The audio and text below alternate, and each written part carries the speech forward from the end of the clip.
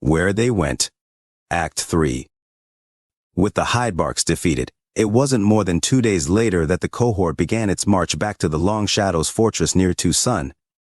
The order for business to return to normal was given, but the Legion would never be the same. Though the change was slow, the destruction of the Hydebarks marked a new era of Legion legends, and a period of enormous victories across all aspects of their rise during this period.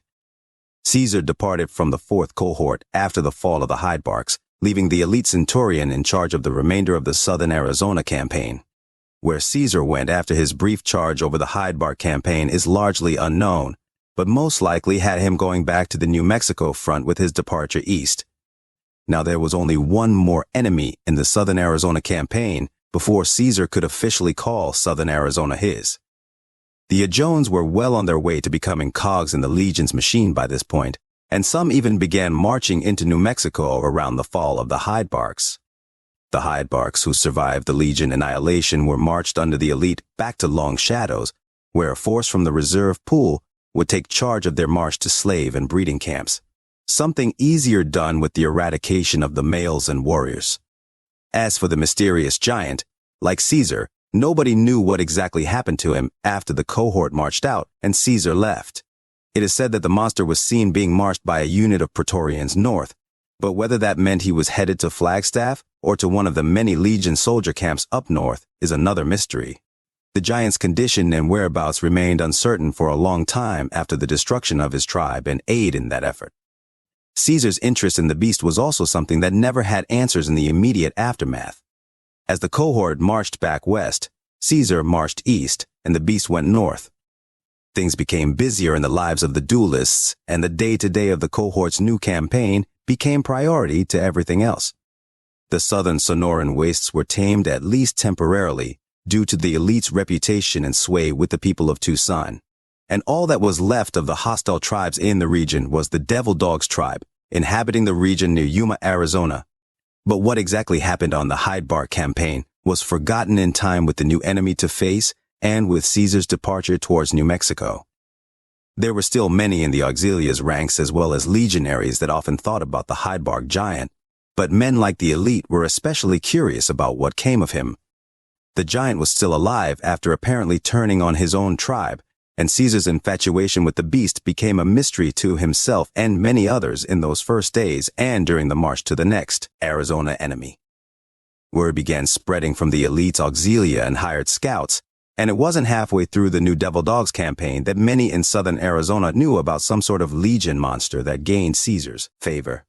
When those people saw what their former savior had become at Caesar's side, and with news about a new Legion beast, the region itself bowed to Caesar save for those Devil Dogs tribals. As stated previously, accurate news about the Hydebark campaign vanished with Caesar for many years, but still, the story spread, and there were still enemies to fight, enemies that our duelists would fight when they weren't occupied with the other. Yes, throughout the rest of the Arizona campaign, the duelists gained even more recognition, even after their feud was momentarily overshadowed by the peculiar incident in the Hydebark campaign. There were still battles to fight, and ones that would lead to more battles between the two men. Though the Devil Dogs tribe fell in no more than 4 months after the destruction of the Hydebarks, most of it was marching to and from villages, and was characterized by plenty of skirmishes and only a few full battles where the Legion won and the elite gained even more experience leading Legion wars. Still, it is believed that the duelists fought an estimated 6 times during this shorter Devil Dogs campaign. Most times were supervised by the murderer himself and again with plentiful auxilia and legionary witnesses to each spectacle. There were other times that were in private, only seen by a few select people and sometimes just their personal slaves. The hate they still had for each other was fierce and not just a public event.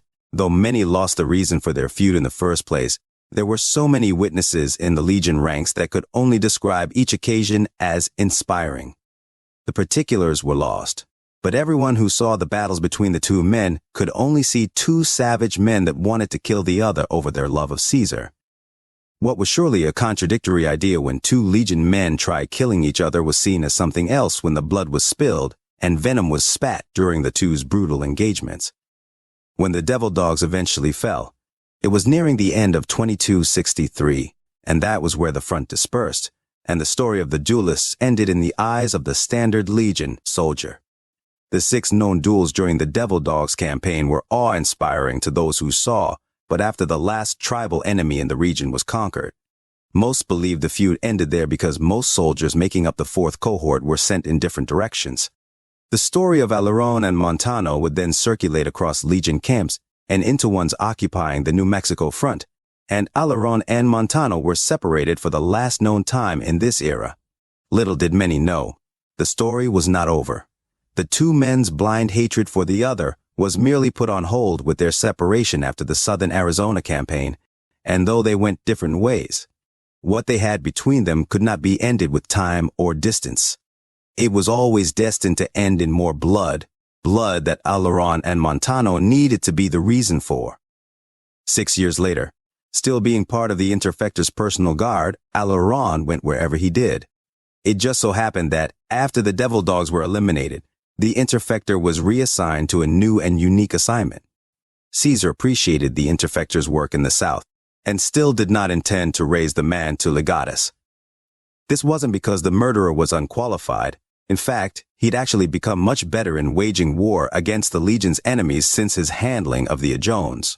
But because there was a long line of those who'd served Caesar longer who would earn legate first. Still, Caesar recognized the man's value, especially across Arizona, and with the end of the official Arizona campaign, came the massive shift in focus on the continuing New Mexico campaign. With this shift came an emphasis on holding the Arizona territory in general and ensuring the smooth flow of supplies and resources across the constantly expanding Legion land. This event led to strategic importance on one of only a few Legion cities, the city of Circle Junction, a strategic importance that would be managed and run by the Interfector of Phoenix. Circle Junction was seated almost right on top of a place that used to mark the Four Corners Monument. Long before the world went up in flames, an enormous rail network was made in the Southwest to facilitate the flow of the world's increasingly scarce resources across the United States Commonwealth. The heart of that rail network was an enormous rail yard complex in the Four Corners region now called Circle Junction. A place that used to serve as the central junction for resources being moved around Colorado, New Mexico, Arizona, and Utah, became that again under Legion control.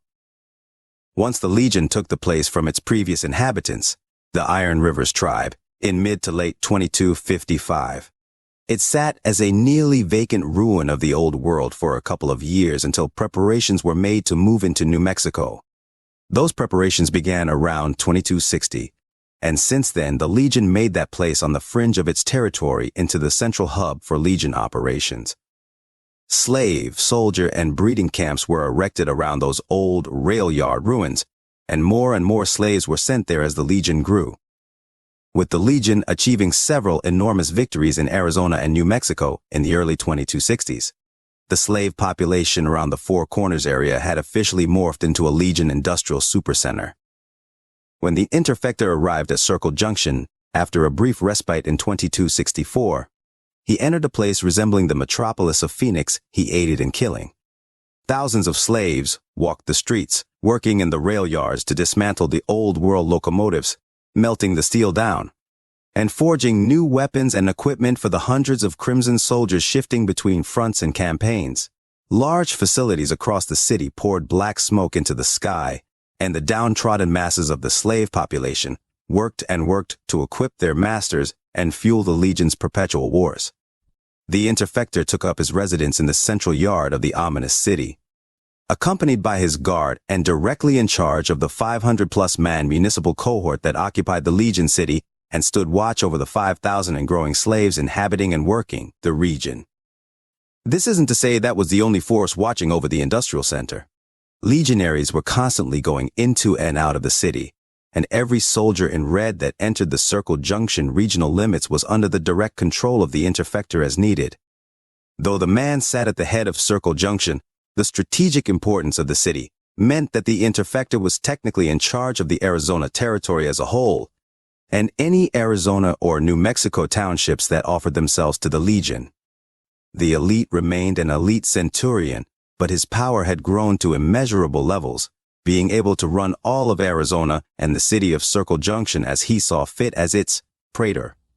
so long as he did his job ensuring the flow of resources into New Mexico and didn't give Caesar any reason to have him replaced.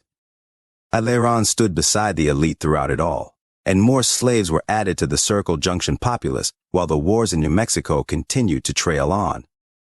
As for Montano, after the end of the Devil Dog campaign, Montano continued to serve beside Decanus Gula and under Centurion Thericos as the 6th century signifer.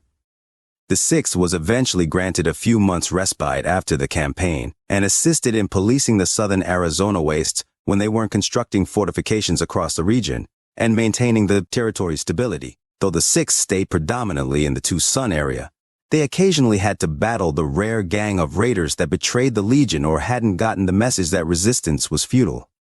It should be quickly noted that Montano was there for the destruction of one such raider clan that just so happened to be holding many hostages.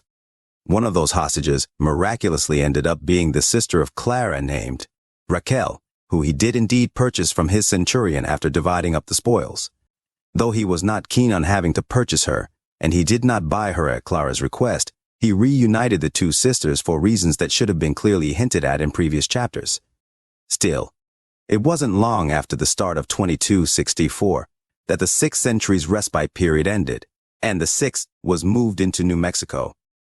After a couple years under different cohorts and fighting in many battles across the slowly moving New Mexico campaign, Montano was an inspiration to all who saw him fight.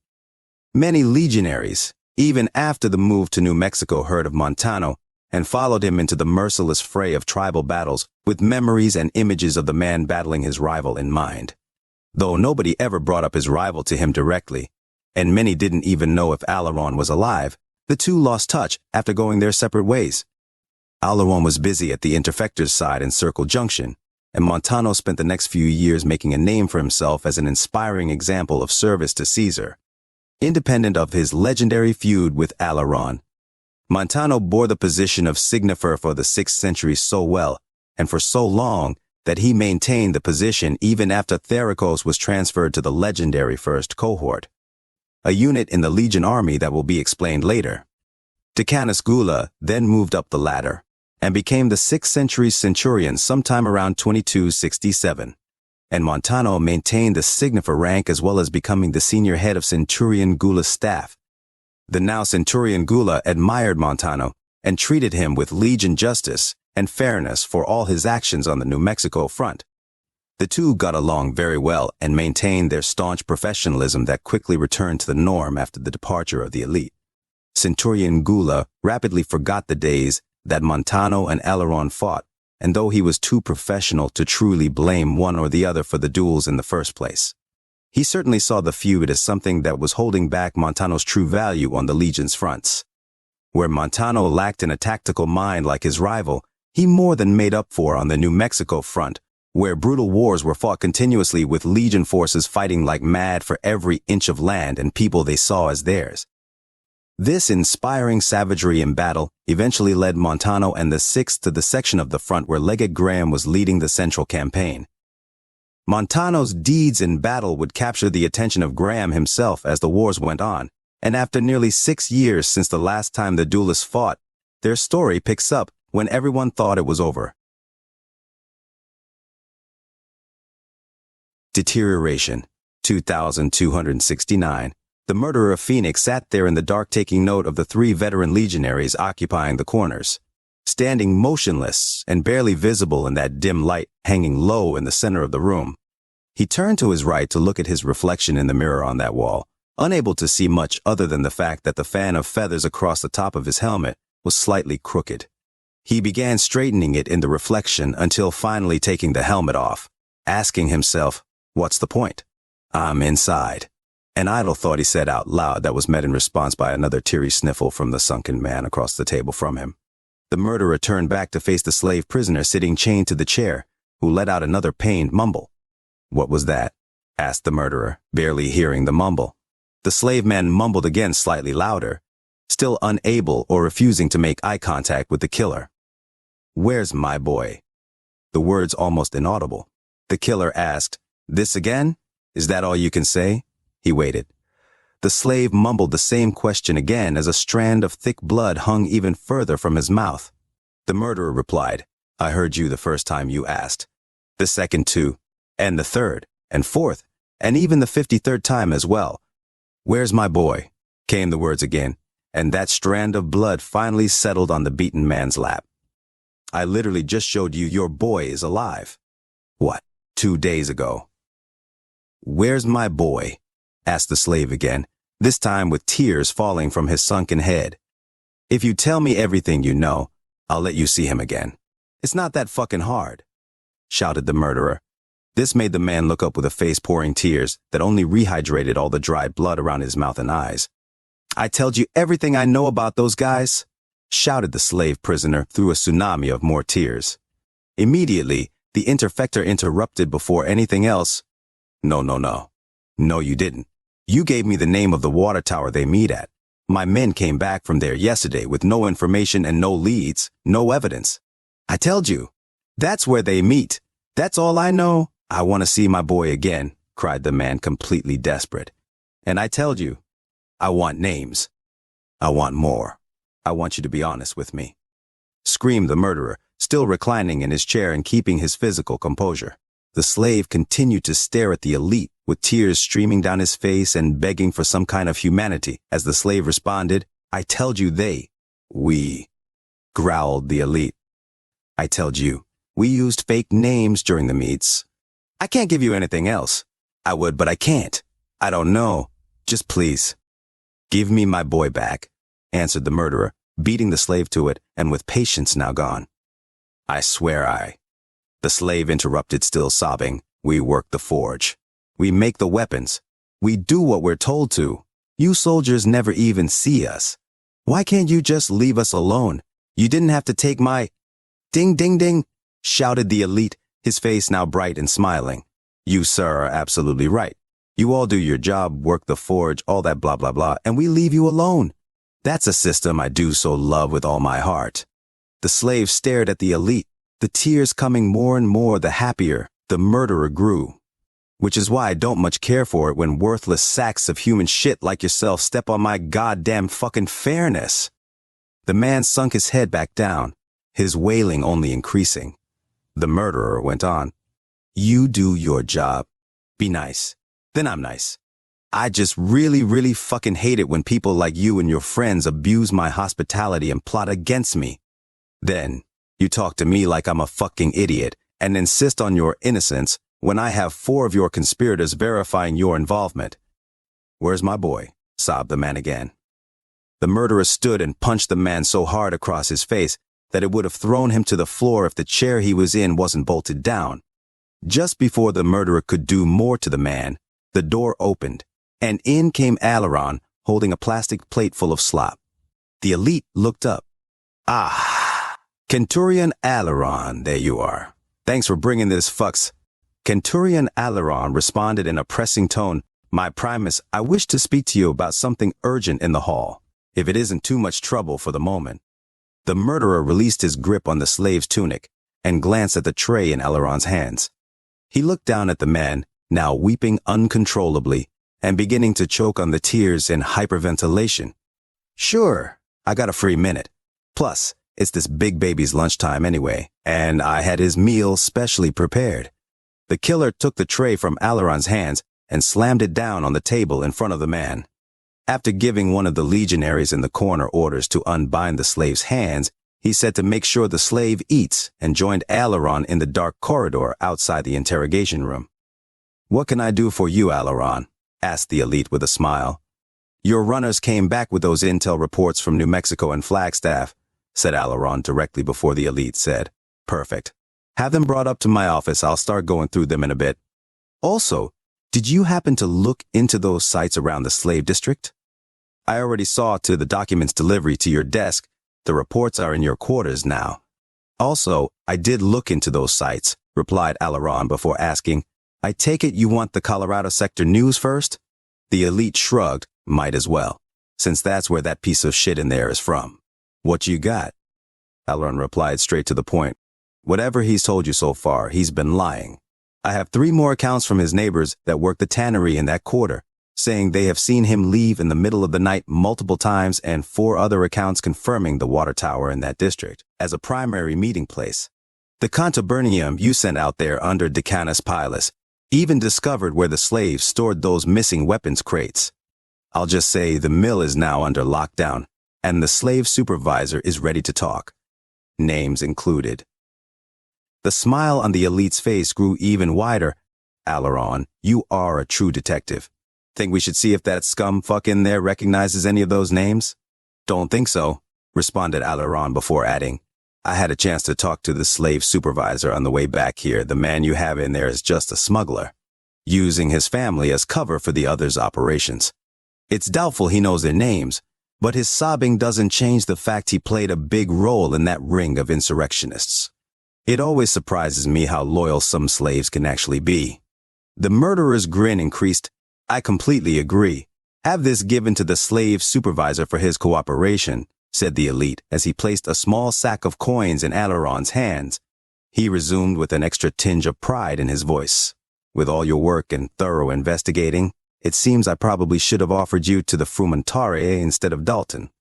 I'm curious how he is, by the way. Any news? Alaron gave his primus a nod. The raise to Centurion was more than sufficient, Lord Interfector. But no, I haven't heard any news from Dalton. Although one of those Flagstaff reports comes directly from the Palatian office of Lord Caesar himself. The folder is signed by your usual source, Marcus Dinero, rank unknown of the Palati. Apparently that guy was moved from the treasury and is now running the Palati's status reports on Caesar's personal units there. Seems there's a whole tab in the folder dedicated to new officers from the Schola Decanus, as well as potential Praetorians. Caesar won't list members of the Frumentarii on there, but Dalton could easily be listed as a new potential Praetorian. The murderer paused for a long moment until changing his grin to a sly smirk. Can't believe Dinero is still running the Palati's admin bullshit. Ha ha. Still, a new station so quick? One of these days he's gonna piss off the wrong guy and end up watching over a mine, or even back on the front. Ha ha. But thank you. I'll bet Keikos co-signed the reports as a witness too. Either way, if they're running the Palati personnel desk, well, now I'm sure I'll get a bit on Dalton, ha ha ha. Alaron smiled at seeing his primus in such a mood. When the elite refocused, he said, anyway, I'll have to look over all that later. Still got a few more interviews regarding our usual bullshit, but now. His eyes drifted back to the little window to the interrogation chamber, where he saw the restrained slave still staring at the floor. Care to aid in the next round of interviews, Alaron? Could be good to have someone as knowledgeable as you in there for the next one, in case they insist on lying to me even more.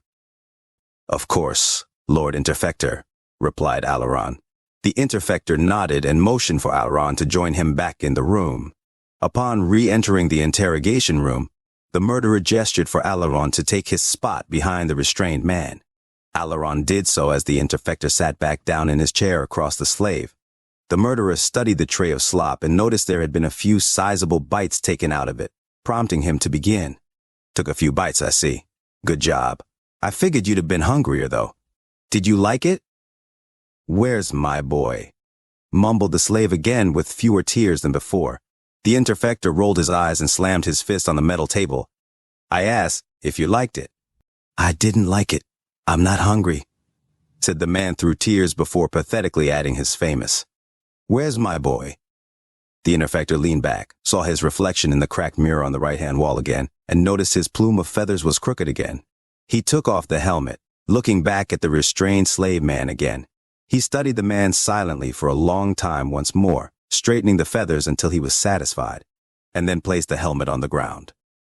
Still, the murderer watched the slave with a scowl, silently listening to his soft crying, and hearing those words, "Where's my boy?" be mumbled to nobody every now and then.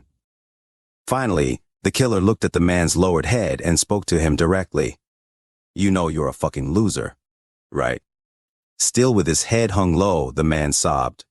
Yeah, blindly hoping upon hope that agreement with his tormentor would allow his son's release.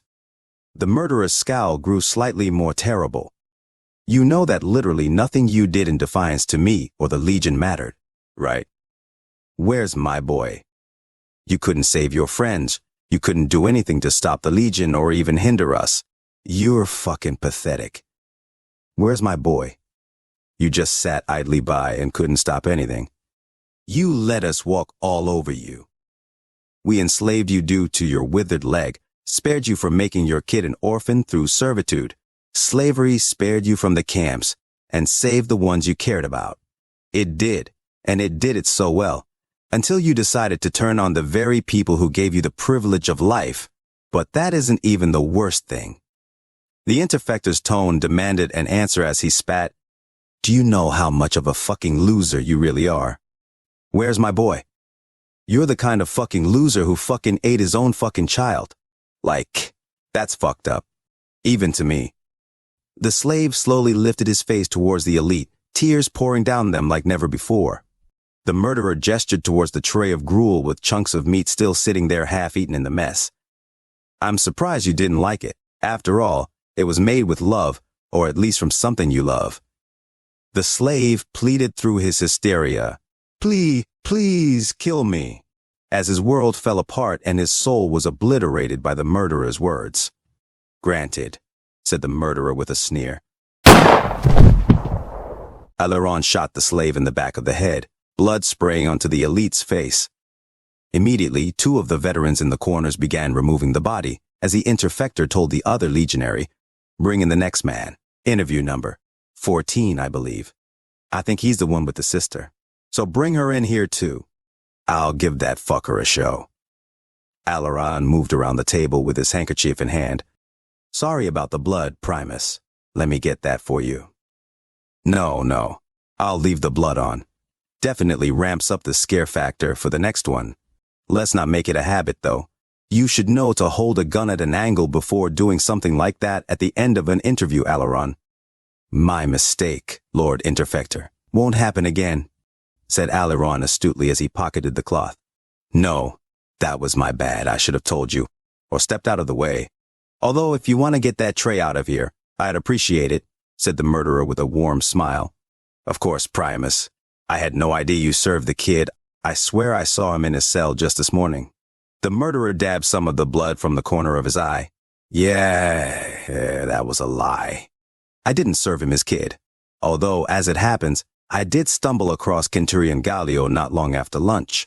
You were already headed to verify the accuracy of that intel in the slave district when Gallio said he was in the market for a young boy. I gave him a good deal on Mr. Where's my boy? Here's son for old time's sake. He's off on some incursion into Colorado and perhaps was looking for a new son, or something innocent to defile. Either way, I got a good 4 aureus from it. Suppose I got some savings for that neon sign I've been thinking about putting outside the fortress as well. Several hours later.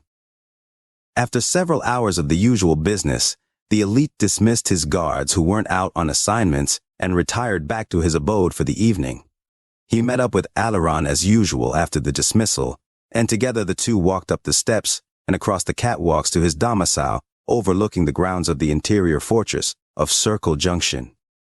The interior fortress palace itself was an old train warehouse with an enormous vaulted ceiling and stairs and catwalks leading up to a series of floating pods where his personal guards called home. The Interfector had made a habit of keeping Aileron close in the past few months, not out of suspicion or anything, but more out of camaraderie.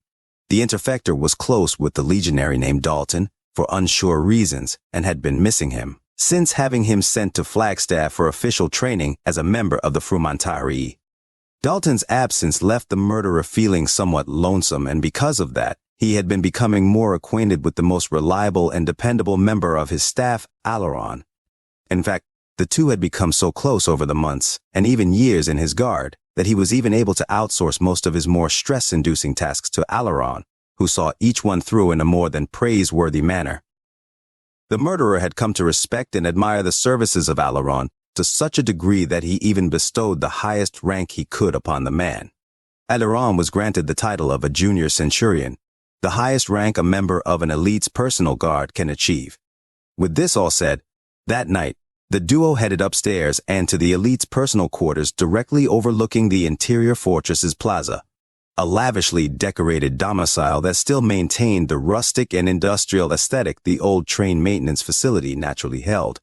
With this evening being so standard for both the elite and Aileron, by the time they entered the domicile, Gabriella was already waiting inside, lighting the lanterns and candles, dusting where necessary. and ensuring the residents of Circle Junction's praetor was up to standard.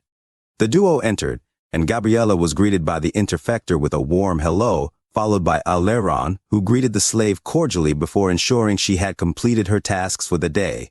To which she replied, "Yes, Master Aleron," when the two had taken their seats at the table in the center of the room. Gabriella poured their water into cups and asked the two if there was anything else needed for the evening. "I think I'm all good," responded the elite, and Aleron told her that he was pleased for the moment and ordered her to stand by for possible further directive. The slave bowed politely and walked her way over to her usual spot in the elite's abode, taking a seat on a finely reupholstered red couch near the elite's large bed. She sat on that couch, pulled a few fabrics and needles from her thin gray evening gown, and began knitting while occasionally glancing out the enormous window at the rapidly lowering sun. After Aleron and the elite were sufficiently rested, Aleron stood himself up and approached the desk in the corner of the room and lifted the heavy stack of documents he placed there earlier. Aleron placed the stack on the center table, and the elite stated idly, "Let's get to it." Together, the two had done what they'd done countless other nights, and just sat at that table in the lavish quarters, going over reports and documents from all across Arizona and the New Mexico front, calculating inventories, tributes from allies, and making notes on how to address problems that had risen across the Circle Junction praetor's jurisdiction. This was a task that neither man considered to be work. Both were actually quite fond of those kinds of nights, especially since the kinds of document batches only came in on that scale around once a week, sometimes only once a month. The elite loved using that time to go over everything he was in charge of and found particular delight in assessing how to deal with each report, how to respond, where to send it. And he certainly used that time to entertain himself by chatting with Aleron, or asking for his input on the dealing of particular matters. Aleron might not have been able to recognize himself if he knew where he'd be and the kind of things he would be responsible for. This most certainly was due to the elite's influence. Something about the Interfector's personality was rubbing off on him after so much time at his side over the years, and this only increased when Dalton left for Frumentaria training. Aleron still often found himself puzzled by the demeanor of the elite, but by this time found himself seeing his Primus more and more like a friend, if only he knew the word. With all this said, the two were still more than monsters. The world outside their little slice of paradise in the interior fortress was still one that demanded only the most merciless and horrible of men. Something that you would never see if you asked a slave woman still sitting there knitting away while her master and his master worked. Gabriella enjoyed the report nights as well, and was always at the ready for the next call. She secretly really liked the Interfector of Phoenix and Dalton, both of whom were men that treated her politely and warmly. Nothing sexual was happening between her and either of them, but the consistent attention, cordial acknowledgement, and simple warm remarks from the elite and his friend always seemed to make her cheeks color. The reason Gabriella truly grew to love the Interfector wasn't because of any romantic attraction, but because she was intelligent enough to know that the murderer's kind influence over her master clearly impacted him. Aleron was no stranger to harming her in the immediate days after acquiring her, and verbal abuse or torment was regular for many months. But even in the early days, Aleron deemed himself a fair master. He maintained strict Legion-style rules for literal years after she became his servant, but the more Aleron was around the elite, the more she noticed a change in his demeanor. Where she once feared every second Aleron was near, over time, she eventually found him treating her more and more like a person, rather than something to bark orders at or terrorize into obedience. This didn't mean that she was off the leash, by any means. All this truly meant was that she found herself becoming more and more comfortable with her lot in life, only able to see the fringes of the slave city from the Interfector's great window. She still watched that smoke pouring into the sky across the city and saw those crimson soldiers patrolling the interior's plaza and knew that she had it good. So there Gabriella sat, knitting away, making some sort of decoration or fixing a tunic for her master on a comfortable seat, smiling to herself and taking pride in her work as the two men in her life occupied themselves with their own business and ready to answer any call that could come. Still, no matter how good they were to her, that world outside still marked them as monsters by every action they did. After the sun disappeared, Alaron and the elite were still sitting at that table with reports and folders scattered all across it. The elite was talking loudly to Alaron about this and that, remarking in his casual manner on almost everything he did to or thought about a report. Alaron responded when necessary, mostly in agreement with his primus, and offering his advice to any questions that came his way. Eventually, the elite found the folder he'd been looking for since the start, lifted it up, and thumped it with his finger as he stated, "Alaron, here it is. Oh, and look at this." The murderer tossed Alaron the folder, and he studied the report bearing the sigil of the Flagstaff capital. The words of the Interfector came with a smirk. "What did I tell you?" Alaron looked at the folder, and signed at the bottom was the name Marcus De Niro. Below that, occupying the witness line, was the name Tom Kekos. Alaron grinned and replied, "Correct as always, Primus." The elite interrupted. "I still can't believe they got moved to Palati personnel." Alaron motioned to hand the folder back, but the elite added, "See if you can't find Dalton in there, would you? I'm busy with this thing." As he got back to reading one of the other reports, Alaron concurred and flipped through the thick folder before asking his primus idly, "If I may ask, how do you know those two?" The elite was still busy making notes on the report from New Mexico he was studying as he replied, "We just did some work for Kaisar back in the day. Kekos is a bit of the silent type, but I'd honestly be surprised if even you can shut up Dinero. That fucker. Love him to death, but he's got one hell of a loudmouth." Alaron was taking his own notes on the demands inside the Scola de Canis section, vaguely recalling his own time at the Flagstaff Leadership School or camp. That place all prime decani go to after surviving as a recruit to Canis for long enough. Alaron found himself asking, "You knew those two since before entering Kaisar's servitude? I'm surprised they haven't earned themselves new names if they've been in Kaisar's service as long as you." The murderer glanced up from his folder at that and let out a chuckle. "Those two. You notice they don't have ranks listed next to them. I'll just say they haven't done anything Legion enough to warrant a new name or rank." Alaron was highlighting Decanus biographies for placement in Arizona reserve pools as he asked, "I'm sure their prestige allowed them to skip the camps. Like yours, my primus?" Again, the murderer chuckled, something like that. "I heard those two did have to go to legionary camp for a little while. A part of it. But Kaisar saw them more fit to run logistics and treasury admin from Flagstaff since they were never much ones for the old blade fencing. Dinero would probably piss himself in the fray. Haha. Although I feel Kekos could probably hold his own in a fight." Alaron had just reached the section for potential Praetorians from the Flagstaff officer personnel list when the elite said aloud, "Speaking of machete play, guess what I just came across?" The junior centurion looked up from the first entries. "I haven't the slightest idea, Lord Interfector."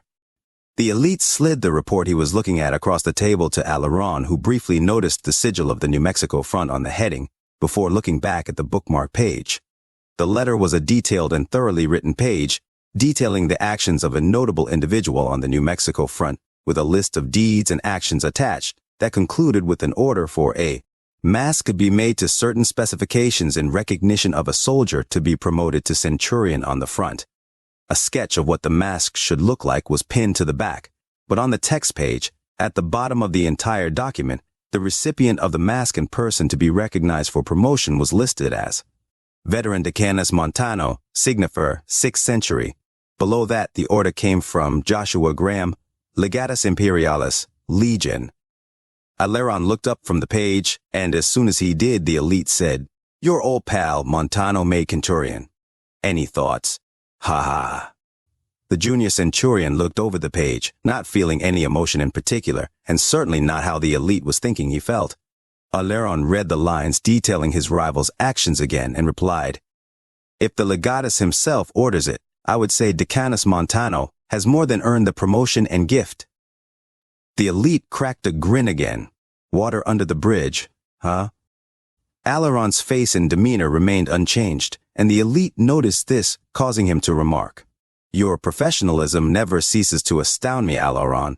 I swear, perhaps I should enroll myself in a legionary camp because I could do without the whole feelings thing sometimes." The murderer's eyes drifted towards the window, looking out at the darkness and the smoke-hazed lights of the city out there. His eyes landed on a bright little speck at the edge of the darkness. the location of one of the Circle Junction regions, several surrounding soldier and indoctrination camps. You would get through the camp no problem, my Primus, said Alaron with a nod and grin. The elite whipped his head back towards Alaron. No offense to you and others who came from there, but fuck that. I've been inside a few of the surrounding camps since taking this post, so I'll politely stay put. You, my Primus, are more legion than anyone in the Arizona territory, or any who'd fallen on any of Kaiser's fronts, said Alaron sincerely, but with a hint of jest, vaguely recalling his own memories of his time in that camp, and how even those memories seemed to have never happened at all, despite being so real in his unconscious mind. Don't feel like it sometimes, haha. But that's enough ass-kissing from you, said the elite with a grin before saying, give me that file back. I want to see the details of Mr. Montano's new mask. Alaron smiled and handed the New Mexico folder back to his commander. The elite made notes on the page, and Alaron got back to sifting through the dinero file for Dalton's name. As the two continued their work, the elite finished his marks on the report from Legate Graham and said idly, I think we could do that. Oh hey, didn't that giant get his mask made in the forges here in Circle Junction? Alaron asked, what giant? You know the one, that fucking Hydebark beast. Last I heard of that guy, he had a mask made for him here only a few months before I took charge of this place. I thought that mask order was for some 12-year-old that was granted Prime Legionary after getting sent to the soldier stage of the camp as a punishment, asked Alaron. I remember that. I heard the kid was fucking huge. Pretty sure that kid had a mask made for him, as well, stated the elite as he considered past orders and the first days upon taking his current post. Alaron thought and then questioned, that kid, is that the Hydebark giant you're talking about, Primus? The elite thought for a second, doing some internal math before exclaiming, that order back in 64, that would mean that Hydebark giant would have been 11 or 12 when we found him, plus the 3 months of camp. 12? No way was that Hydebark beast a toddler when we took out that tribe. Alaron snapped his fingers. Yeah, I believe those were two different orders around the same time. Right around the time you became Praetor of Circle Junction, one mask order for the 12-year-old, one for the beast, I think? The elite shook himself from getting lost in his train of thought and said, either way, pretty sure that giant Hydebark with the bow had his mask made here, the one with the bandage mask. I wonder what happened to him. I'm also curious about that big 12-year-old now, ha. Sure the kid is all grown up now, or got killed on a New Mexico battlefield. It hit Alaron, and he thought back to his interaction with the Hydebark beast the elite was talking about. Alaron thought of that bandaged face bleeding even more as it stomped on the head of his fainted captive. That's right, I remember now. But, news about that guy? I think I saw something about him in a batch last month. I think that was the directive report from Kaiser himself. Lord Kaiser said he was sending a force to Colorado for reconnaissance headed by a... Alaron's recollection was interrupted when his commander shouted, that's right! I forgot about that. And shit, thanks for reminding me. We gotta get a head start on the preparations for Colorado. I meant to tell you after I brought up Galileo earlier today, but we got sidetracked. Anyway, New Mexico has been winding down for weeks, and Kaiser wants to be extra ready for a big Colorado push. Noted, my Primus. The murderer nodded. Let's finish this up. We'll have that mask made for Kaiser's Centurion Carnifex, a mask for Montano, and I need you to set aside any of your other tasks. Tomorrow I need you to run and deliver a new directive for the mills and forges first thing in the morning. If anything, pass on the new directive to the tanneries. I want to get a head start on the big prep for Colorado before anything else, said the elite, hastily trying to get as much of his thoughts out in the open before forgetting about them with tomorrow's busy work. Of course, Lord Interfector, said Alaron. Oh, and could you drop off the mask order as well, added the elite. Alaron nodded, and the elite added once more, and don't you even think about editing that mask design. I don't want a report from Graham in a few months about how his gift to Montano ended up with several penises chiseled into its design. Alaron was momentarily bewildered at his superior's assumption that he would ever do such a thing, and why he would ever do something like that even to a gift for his old rival. Then the joke sank in, and he grinned at his commander. Wouldn't dream of it, Primus. The elite acknowledged the fact his guard understood the jest and whipped towards Gabriella, who'd been sitting at the ready since the elite started talking louder. He told her, "Gabriella, be a doll and grab a runner downstairs, would you? An explorer, to be precise." Immediately, my Lord Interfector came from the servant's lips as she stood herself up and departed from the abode. Alaron and the elite finished up their work on the stack of reports and set aside the ones that could be put off. While Gabriella was out, the elite hastily wrote out a letter. That was in direct response and acknowledgement of Joshua Graham's requisition for Montano's new mask, and began writing out his new directives for the beginning of the Colorado preparation. Around 10 minutes later, Gabriella returned with one legionary explorer in tow. Gabriella took her place back on the couch, while Alaron finished stacking his orders to distribute in the morrow, and the legionary stepped up to the table where the Interfector was writing out his fourth new response letter. The explorer took another step forward. "Ave, Lord Interfector. I am at your disposal." Without looking up, the elite was still writing as he asked, "Rank and unit? Don't want to lose track of you, since I need you to run an errand for me," trying to maintain focus on what he was writing. The legionary explorer responded in a deep and dry tone. "Speculatore, Explorer Attachment, 18th Century, 25th Auxilia Draft." Still writing with one hand, the elite handed the legionary explorer the response to Graham's request without looking up until his peripherals caught something. He noticed the legionary scout and flashed his gaze towards him. "Don't I know you from somewhere?" The legionary explorer took the letter in one hand and studied the elite for a second. "I think you and I met long ago, Primus. History is something we share. You spoke with me by the mighty Colorado. Your words held. Conviction." "No shit?" asked the elite, making note of the explorer's dreadlocks before turning back to the letters he was writing. "Anyway, the envelope has all your instructions attached. You should probably get a haircut too, by the way. As cool as those dreads are, they aren't in regulation." "The braids, they have meaning to my people. Symbols of something greater, like the flag of the bull. Your road led you to dry wells, my home, but not my home. Home isn't just a place you were born in," replied the explorer auxiliary in that deep tone. "I guess it doesn't matter since you said you were in the Auxilia draft. You can go now," answered the elite idly, still writing. "Men walk many roads. Followed your road. Heard your message. Whether you meant it or not. Had to know the why of it.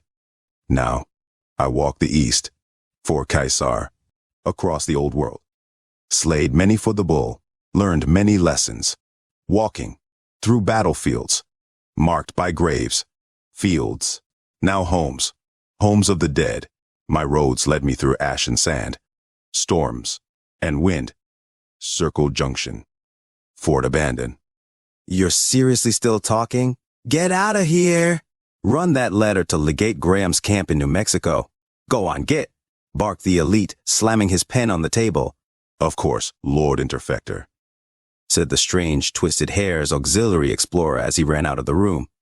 Since when did Twisted Hair's runners get so chatty? "Anyway, where were we?"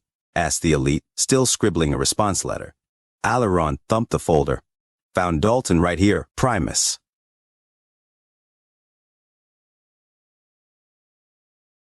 Worthy of the highest praise. 2269. Decanus Montano marched at the head of the 6th century, right beside Centurion Gula as he'd done so many times throughout the years. This march across the plains and sands of New Mexico was taking the century back to the front's primary encampment, north of an Allied settlement called Las Cruces. The century's mission had been successful. The unit had eradicated one of the smaller tribes that considered themselves more of a raider clan than anything. The tribal raiders had allied themselves with the front's primary enemy at the time, the Guerreros del Instituto, a tribe occupying an old castle-like establishment in the southeastern New Mexico territory. The raiders the century eradicated were linked to the Guerreros by history, taking their name from some figure important to both clans. In the end, the raiders, or Goss renegades, allied themselves with the Guerreros and stood watch over the north, something now exposed after their fall to the 6th century. On the march back to Graham's camp for the central campaign, their victorious and triumphant return was interrupted 2 days out by a group that had followed and watched the destruction of the Goss renegades. As the century reached the top of a hill, the brush on both sides of the path began spitting lead and fire. Instantly, Centurion Gula was clipped in the arm and one of the staff ran to him while the recruit ranks in the center of the column dropped their long tent poles and crates of supplies. Storming past the outer lines of primes and veterans laying return fire and into the brush. Like clockwork, any Legion sentry was ready for ambushes on any march, and many masked men were eager for them. Needless to say, as the recruits darted towards the encircling tribal guns, the veterans and primes poured everything they had on the marauders until out of ammo. Then the spears came. Before the waves of recruits reached the skirmishers, they threw their devastating volleys of spears at them only seconds before the butcher's work began. Dust covered the area and screaming came from all directions as the recruits met with the enemies. The primes emptied their weapons, and Montano stormed straight ahead with the staff and a contubernium of veterans. Montano didn't know which guerrero had hit his centurion, but that didn't matter as he saw all of them as responsible. Montano didn't know that Gula's arm had only been grazed, but that didn't matter either when he and the soldiers with him met the line of guns in front and clashed with their spearmen. Montano stood in the brush, slashing and hacking away at everything that wasn't red until making it red with blood. Montano was always so lost in the moment that his reasons for fighting were always lost. His charge into the ambushers' line was initiated by the gunshots and retribution for his centurion. But as he carved away at each man, he didn't even notice that Centurion Gula had joined him. Once more, none of that mattered when there was an enemy of Caesar in front of him and he had the flag of the bull mounted on his back. The legionaries in his group looked to him as the region erupted into more chaos.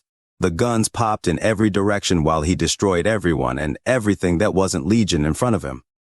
Those legionaries saw that flag and followed it, taking note of the Vexillarius making that dust in the air turn red with each spray of blood.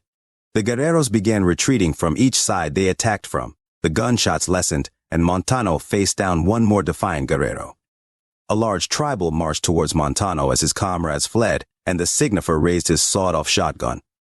With one blast, the wooden buckler in the tribal's hands was shattered, wood and splinters pelting his face, blinding him and causing a blood-curdling scream.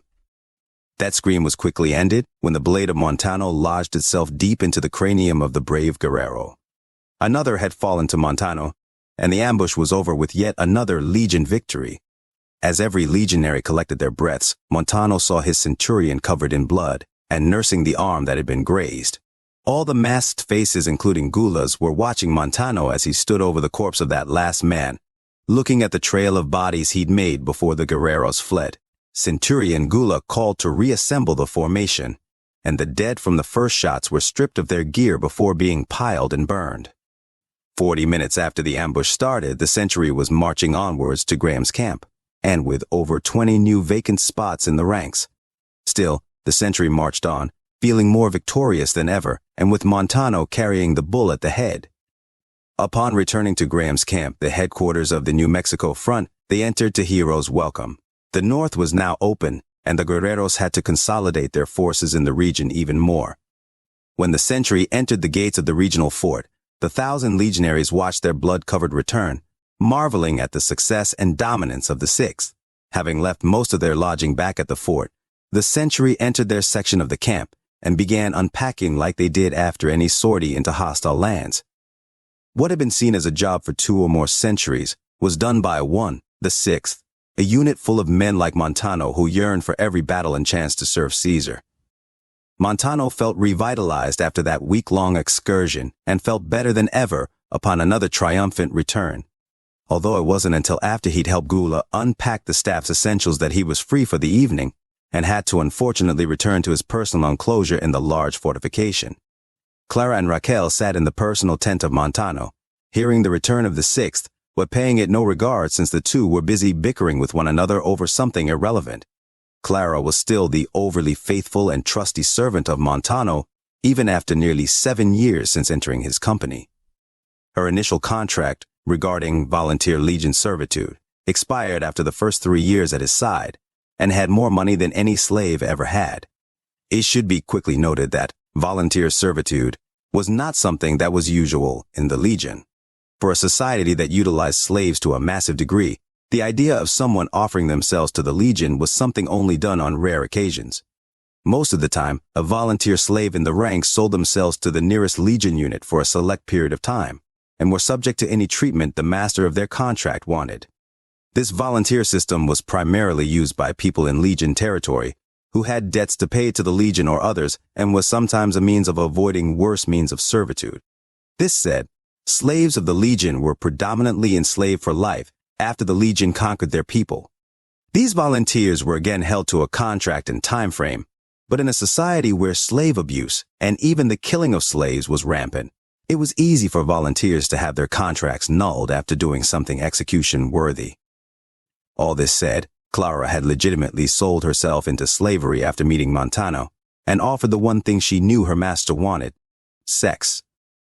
Though she was subjected to abuse, and even death if Montano wanted it, she knew Montano only really wanted to kill for Caesar, and any period of respite would be occupied by his base instinct of desiring sex she was more than willing to offer. After Montano purchased Clara's sister, she had gotten her original reason for offering herself to Montano out of the way. This reason may come as a surprise to some readers, but as hinted earlier, she was a very smart woman, despite how Montano felt about her. She was cunning enough to know that the Legion owned essentially all of northern Arizona when she met Montano, and knew he and his unit was in the region to tame the South. As she told the man earlier, she lost touch with her sister sometime before meeting Montano and knew she was lost on her way into Arizona from the sister's family home in Mexico. Though Clara did like Montano, and genuinely believed her lovingness could eventually break through to him, she figured she could at least enter his company and use the Legion's conquest over southern Arizona as a chance to find her sister. The chances of finding Raquel were 1 in a million, but even 1 in a million is still a chance. It was a gamble Clara was willing to take, and it more than paid off in her eyes after the Six found Raquel around 5 years prior. Though Clara still liked and loved Montano in a way, siding with the victors was something that many in Arizona saw as a good idea after the fall of the Phoenix metropolis in 2261, and Clara got that message. She considered her relationship with Montano to be something of a game. She didn't mind giving the man sex, since Montano was indeed a very attractive man if you could see through all the scars and blood on his skin. With his presence in Gold Canyon, and without her sister, she had no desire to spend the remainder of her days in the sleepy town of Gold Canyon waiting for her sister. Yes, Clara offered herself to Montano, and joined the slave ranks of the 6th century because she didn't have much else going on and thought they might be the best means of figuring out what happened to Raquel. It was still her idea to side with the victors of Arizona, and if she could side with them by clinging to the arm of a dangerous man who used her for sex she enjoyed, that was only a win-win in her eyes. As many have read about her, believing her to be a dumb young woman trying to get through to a man who wouldn't have it, she did indeed have an idea of how the mind works. Repetition is the key to learning and changing just about anything, and though she had learned early on how Montano dreaded the sound of her voice, she knew she was relatively safe at his side provided there was sex involved in his respite periods. As shown earlier, Clara talked and talked, and Montano ignored and ignored over the months and years, knowing that time and flowing water makes stones smooth. As she talked and Montano ignored, the subconscious of Montano was shaped to the point where he would begin to desire Raquel just as much as Clara. If not for family reasons, then at least for sexual ones. Without even realizing it, Clara had shaped Montano's subconscious mind without touching his cemented Legion mind. So when the 6 happened across the camp where Raquel was detained, Montano could not say no to acquiring her. 2 different reasons, same outcome, 1 new slave, 1 happy family. Raquel did not like being taken by raiders only to be bought by the Legion, and she was very vocal about it. Despite bearing a similar personality to Clara, Raquel could not find it in herself to offer herself over to the Legion. Luckily for Clara and Montano, she didn't have a say in the matter. Raquel was purchased by Montano, and the 2 sisters were reunited on the march to wherever the 6th was headed. Over time, Raquel adapted to the march, but it took time for her to accept her new place in life. But luckily, Clara was there at her side. So, For the past 6 years, Montano had been on the march to different battles and fronts at the head of the Sixth's columns, doing his best to forget about the two loud sisters at the column's rear, and doing his best to use them as he saw fit whenever the Century set up camp. There will be more to say about Raquel in the near future, but at this point, both sisters were fine with the arrangement, and both gave Montano what he wanted when he was around, rarely at the same time. Meanwhile, while Montano was charging headfirst into battles, the sisters were usually back at whatever fortification the Sixth was attached to, doing their work, and largely living their own lives within the confines of whatever encampment they were in. The torment from other legionaries was minimal when they mentioned the name Montano, and everyone in Crimson on all the fronts knew not to bother the servants of Montano when he was out, and especially when the tent flap was shut. In the end, the sisters were left to their own devices most of the time, and the two had it made. Still, as smart and willing to adapt as the sisters were in their lot in life, it should hopefully be obvious that subtle influence wasn't Clara's only specialty. Her biggest one was foresight. Without explaining too much directly, it should only be said that Clara, the eldest sister, knew that she was getting up there in years. She was about to turn 28 near the middle of 2269, and that meant time was fast approaching that Montano might no longer be sexually attracted to her. This was something that could prove disastrous since the renewal of her newest volunteer contract was to expire when she turned 30. As Montano stepped through the tent opening, he heard the bickering even louder than before, and neither sister acknowledged him. Montano did not reprimand either for not greeting him. He'd long grown used to how the sisters were as servants. Still, Raquel was the only lifelong slave of his that he acquired through Legion conquest, and the younger, so she was usually the first to be grabbed by his hands upon return from any campaign. The argument between the sisters was ended when Montano turned Raquel around and pushed her shoulders down till she was on her knees. As he began undressing himself and Raquel began tiredly doing likewise, Clara swatted Montano's hand from its spot atop Raquel's head. Clara barked, "You said I was first, Montano. Plus, that bitch hadn't tended the Brahmin or fetched adequate water for the week. I told her you were coming back today, and she—" Raquel had removed her top and rolled her eyes as she turned away from Montano. "Would you shut up, Clara? You're just mad that he keeps choosing me first." Montano began removing his belt, mind completely blank to all the noise when the piercing shriek of Clara entered his ears through a tremendous sob. "So that's it, Master Montano? You don't want me anymore? Is that it?" Clara began sobbing uncontrollably as Raquel urged Montano to remove his lower garments, but Montano was stuck. His mind was frozen in place and all he could hear was Clara wailing, while Raquel continued to tug on his belt from her knees. Without any thought, Montano drew his knife from his belt, tilted Raquel's chin upward, and pressed the blade to her neck. She didn't know the knife was there till she felt that cold steel pressed to her skin. Montano wordlessly took great pleasure in watching her face turn from seductive wanting to stone-cold terror, but his brain was short-circuiting as he heard Clara still crying. Raquel tried to shout for her sister's aid, but Clara was still too upset to see what was happening to her sister, and the blade was pressed a little harder into her neck, almost enough to break the skin.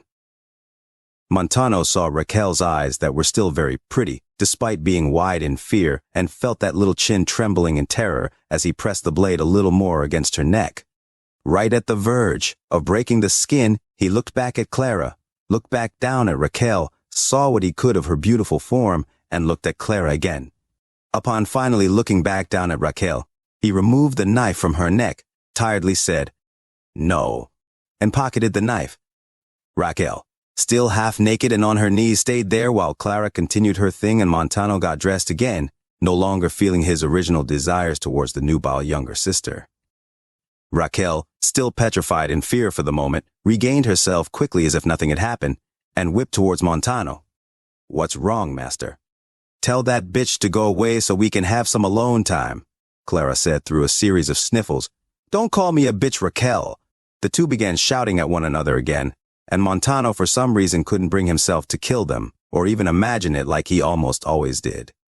Although that sawed-off shotgun started looking like it might feel good pressed to his own head, Raquel had stood herself up and dressed in an instant, and the two continued to argue while Montano laid there on the cot wondering if Caesar would authorize his suicide to avoid any more of this life. Suddenly, the women silenced themselves at once when Centurion Gula entered. Montano stood from his cot to the attention, and Gula took a second, able to cut the tension and flurry of nonsensical emotions in the air with his machete. Montano said, "Ave, Centurion, true to Caesar." The women remained silent, and Gula studied the air again for another moment with a questioning look before saying to Montano, "Come with me, Montano. Your presence is required in the command district." Without anything else, Montano walked out with Centurion Gula, and both women remained silent for several long seconds after the two departed. Clara finally turned to her sister. "Think anything will come of that?" Raquel shrugged her shoulders. "Maybe. Let's turn it down a notch, though. I actually thought he was going to kill me that time." Clara approached her sister, who showed the blade mark on her neck. "Yikes. Sorry, sis. Let me get that for you," as Clara started wiping the mark on Raquel's neck. Montano and Centurion Gula walked from their section of the large fortification past dozens of tents and zones marking the other centuries making up the New Mexico front. Hundreds of soldiers in crimson roamed the camp, exercising and training, ordering slaves where to go, sorting captives, and patrolling the pens of recent conquests. Slaves did their work tending to their assigned contubernii, moving supplies, fetching water, and moving the wounded from returning raid groups, and watching the world around them as they restored armor and refitted weapons or uniforms amidst the busy activity of the enormous fort. Montano and Gula marched past, all paying no mind to much as they made their way further towards the series of tents atop the fort's hill marking the command district. The two walked up the dirt paths, past the legionaries' training, and past the row of crosses lining the path, each one holding up the remains of some misfortunate soul decaying in the sun. Up they went until finally reaching the top of the hill, and past a collection of tents serving as quarters to the admin and logistics personnel attached to the command sector. Gula took the lead as they approached the large tent with a large seal of Caesar's face lined with banners of the bull. Centurion Gula spoke with the two Praetorians outside the tent for a moment, before one of them gestured towards the overlook a short 50 paces from the tent of Legate Graham himself. Gula motioned for Montano to follow him, and he did so. Together, the men approached the overlook where there were 3 crosses at the edge of the cliff overlooking the allied township of Las Cruces only 5 miles away. When they got closer, Montano had noticed the man standing in front of the center cross, looking up at the man pinned to it, and surrounded by 12 legionaries, some of whom were wearing the capes of Praetorians. The 12 sets of eyes watched Montano and Gula as they approached, each face masked and helmeted if not wearing reflective shades. Most were holding spears, and all of them had automatic rifles slung over their backs, standing motionless while that man they approached continued to face the center cross. When Montano and Gula were within 10 paces of the man, they stopped at the signal of a Praetorian, and there they stood. Gula whispered for Montano to remove his mask and helmet, and he did just that before the two of them were left once more to stand in place as the wind blew slowly. Montano wondered why he was called to the command district in the first place, but took the time to look at the 3 men occupying the crosses and settlement in the distance. Montano was close enough to see that the 2 crucified men on the flanks were sunken on the posts, and the pools of blood beneath their nailed wrists were no longer growing, indicating the 2 were dead. As for the man nailed to the center cross, Montano saw the blood still dripping ever so slowly from where he'd been pinned, and though his head was hung low, Montano saw the man's chest still heaving large breaths that were noticeably becoming weaker each time. Montano knew through experience in crucifying those who opposed Caesar that the man on the center cross was trying harder and harder to live, a task proved futile through what crucifixion does to men. Some men who are sentenced to crucifixion are bound to the cross by ropes and chains, left to die in the sun over the course of days, given water on occasion only in order to prolong the suffering of the condemned. Other crucifixions were done in the matter of expediting the death process. Those were done with nails that were driven into the extremities of the cross's victims. As the condemned were hauled up, the nails tore into the skin by the weight of gravity, and more blood poured into the sands beneath. Between the pain and shock at the experience and massive blood loss, the men nailed to a cross were left to die in a frantic state, their bodies unsure how to handle the situation, pain, loss of blood, and suffocation that came with the internal organs of the body crushing themselves in a pinned state. The breathing was made nearly impossible for much longer than a few hours at most, until life begins to fade, the breaths become shallow, and the blood stops. The body, Completely destroyed, and with death inching closer and closer in the unchangeable position, the cross was a means of killing in a manner of complete horror and agony. After several long moments of standing in silence, the man staring up at the soul on the center cross turned around to face Montano and Gula. The man stood facing them silently still, wearing a standard Legion uniform, but his upper garb and armor was decorated with gold lining, and with a large golden bull emblem peeking out from under the black wolf pelt tied around his shoulders, clasped in place by a golden pin resembling a crown of leaves. The man's maskless face was cleaner than most others and emotionless, only bearing the marks of the age and stress.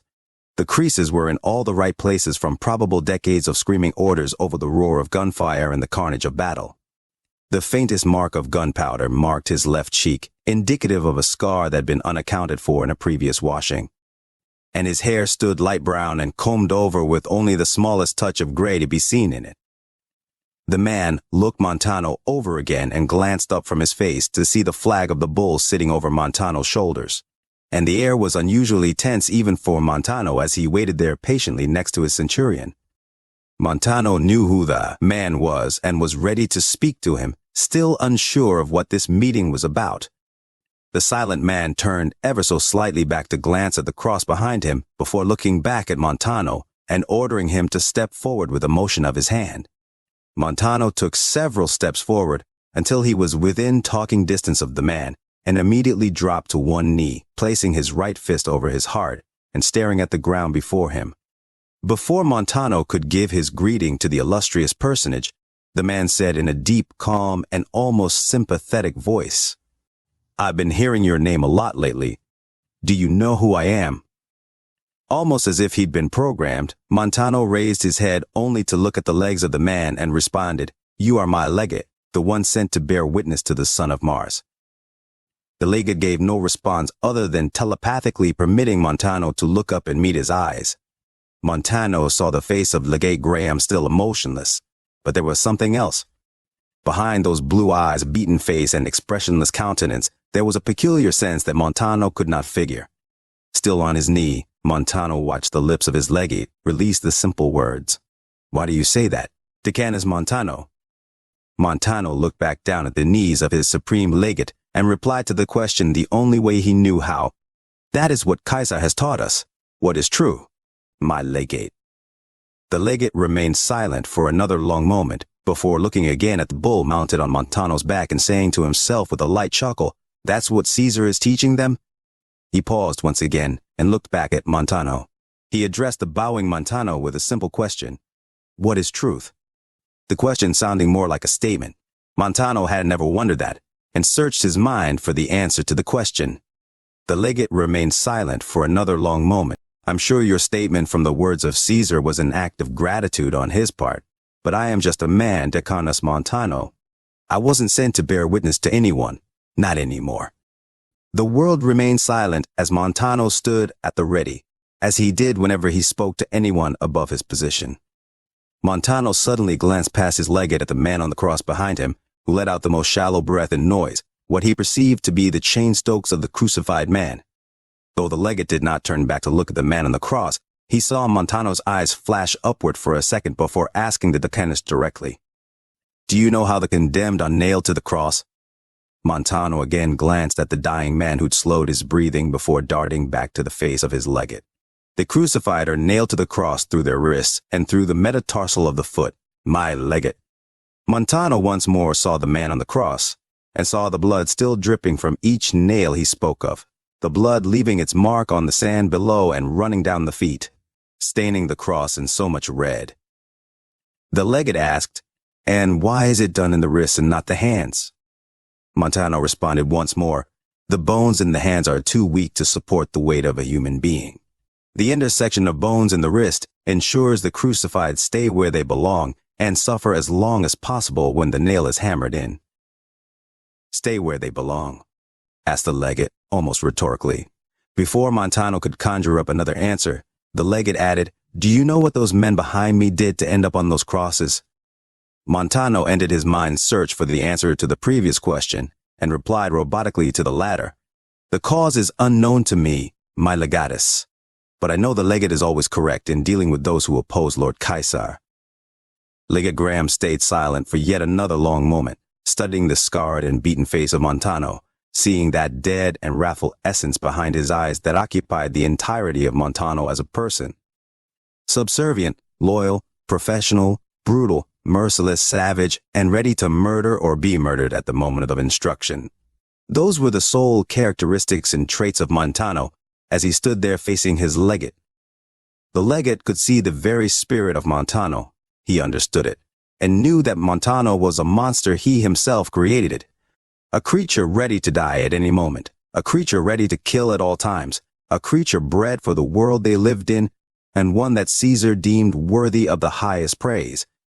This was a praise that could only be delivered by the second of Caesar himself, a man who was above nearly all else in the wasteland, but who still saw himself as on a level field with Caesar.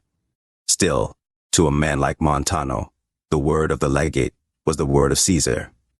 Legate Graham finally spoke. These men were crucified so that their people could be saved from us. They died. At the word died, the last living man on the cross gave another short series of agonizing breaths before his head twitched and sunk again. The legate resumed. They died with the intention of saving a people we will be ending very shortly thanks to warriors like you. The crucified man's breathing became inaudible, but still, the blood dripped into the sands below. Montano placed his fist over his heart again as he responded, "It is only an honor to serve Lord Caesar. The resistance of such men is futile to his might." Once more, the legate remained silent, watching Montano and hearing the man behind him breathing ever so softly whenever the wind slowed. Finally, the legate said to Montano, "Considering all of your actions on this campaign and everything you've done in service to Caesar, I intend to raise you to the position of centurion. From this point onward, you are charged with commanding the 32nd century." The legate paused, allowing Montano to process the news before the new centurion replied, "My legatus does me a great honor. I will carry out the new responsibilities to the entirety of Caesar's satisfaction." Legate Graham then added, "Befitting your new position and service, I am permitting the creation of a mask to be made to your desires, and I will grant one specific demand of yours, whatever it may be." The rewards, perk, and accolades bestowed upon him would have made Montano ecstatic if he knew how to be. Instead, Montano replied sincerely as the legate signaled for a praetorian to step up with a book in hand. "I only ask for the opportunity to serve Caesar greater, my legatus." The legate looked at Montano for a moment as the praetorian stepped up and opened the book. Graham then asked, "Your position at the head of the 32nd century will give you ample opportunity to serve Caesar in every way you desire. Perhaps there's something else I can directly offer you." Montano thought for a second. Considering the most efficient way of packing up his domicile on the 6th century's end of the fort, and considering the best means of situating his servant sisters in the new position. Suddenly, Montano heard the shrieking nonsensical cry of Clara in his mind, and remembered the young Raquel arguing with her sister. The new position as a centurion would require him to learn the duties and responsibilities from others of the rank, something he figured would be more difficult with the two sisters anywhere near him. At the words of the legate, Montano gave his one request the instant the idea entered his brain. "If I may, my only request from my legate is for a parcel of land in New Mexico." It wasn't uncommon for those promoted by such illustrious people like the legate to request land. It just wasn't expected from a warrior like Montano. Time on respite often had legionary officers and centurions retiring to pieces of land within newly conquered territories. In fact, this means of reward often served to the legion's benefit. When an esteemed warrior or officer was given land, the land was then built upon by the inhabitor, and farms or ranches were easily erected. Many farms that started as rewards to soldiers on respite turned into excellent means of sustaining and taming legion territory. Officers on respite would build up their ranches when they weren't on campaign, and upon returning from campaign, they usually did so with more slaves to work the land. This was a great system for the legion, and the relatively frequent deaths of those who'd been granted the land often had everything turned over to the legion state directly. It was very beneficial to have esteemed soldiers of Caesar work and build a plot of land. Because of this, Many of the northern Arizona farms and ranches under the Bull banner fueled the Legion's campaigns. Some such places also ended up becoming breeding camps or soldier camps, depending on the utilities installed by the rewarded soldiers. Needless to say, though the request wasn't expected from Montano himself, the request was granted immediately. Little did the legate know, Montano only really asked for the land in order to rid himself of 2 women he somehow couldn't bring himself to kill. Clara smiled. The Praetorian then handed Montano the book, and standing before the legate, Montano flipped through the pages looking for a mask template. Most legionaries offered a mask reward, ended up decorating them to their own desires, and detailed them with trophies and emblems of the conquered. Masks were rarely offered to those promoted, except by extreme actions of service to Caesar. There is plenty to say about custom masks, but the categories fell within only a few simple lines. In short, Montano chose a mask template resembling the expressionless Art Deco-style metal masks given to the flagstaff guards of the Palatii, Caesar's personal centurions who directly protected his palace residence in the Legion capital. On top of that design, he made a note for the mask to bear that of a warfare mask, a design with large rivets on all of its seams, built for battle, and ready to be scratched and beaten beneath the expressionless elegance of the Art Deco face. Montano saw this sad and dead face as resembling his own, and the warfare rivet pattern would be meant to endure all the punishment he expected in the new position. The deal was set, and Graham asked if there was anything else the new centurion needed, while he still had an audience with himself. Legate Graham sent the Praetorian to deliver the mask order and promotion details to a runner en route to Circle Junction, and Legate Graham wrapped up the meeting by saying, "Your service to Caesar has been an example to all. You alone are seemingly only one of few out there made solely for the Legion, and I hope the rewards I've given adequately express your worth and value to the Legion." Montano dropped to his knee once more and replied to his legate, "The honor is all mine, my legatus. There is no higher reward than the praise of him who reigns above everything in this world. I will wear my rewards with pride and carry out my new duties only in service to the son of Mars." Montano remained on his knee for a long time, waiting for dismissal from the legate, but the order didn't come. Staring at the ground, Montano saw the feet of his legate step away for a brief second. When he looked up, Legate Graham was holding a spear he took from one of the guards nearby. Montano wondered what he was doing when the legate caught Montano's eye once more. The legate then turned towards the cross where the man gave another weak breath as more blood dripped to the ground. Graham looked up at the sunken head of the last man alive on that set of crosses and planted the spear in the victim's abdomen. Upon removing the spear, the blood from the wrists came to an end, and the man in that center cross fell limp for the final time. The dead man hung from the cross, and Legate Graham tossed the bloody spear into the dirt beside the kneeling Montano and said, "You may leave." Centurion Montano stood, did another respectful bow, and turned towards Centurion Gula, ready to depart.